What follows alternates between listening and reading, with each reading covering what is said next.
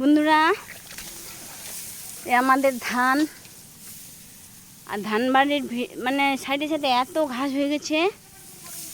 তো তোমার দাদা ভাইকে বলছে যে চলো ঘাসগুলো সাফা করে দিয়ে দেখো অবস্থা কি। তো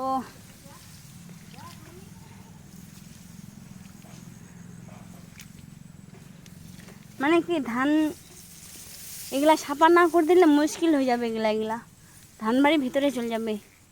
তো আজকে ভাবছি যে না কাজটা করে দিই।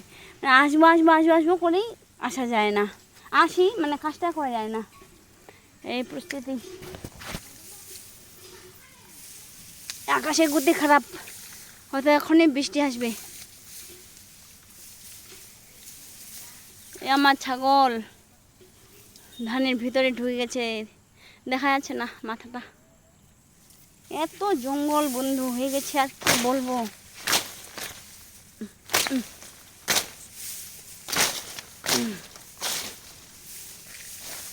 প্রচুর গাছ, কি গাছ হয়ে গেছে, খুব জঙ্গল।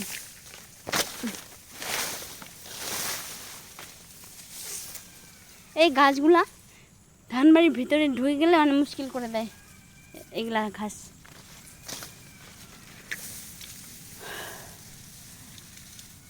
ওই ছাগল না,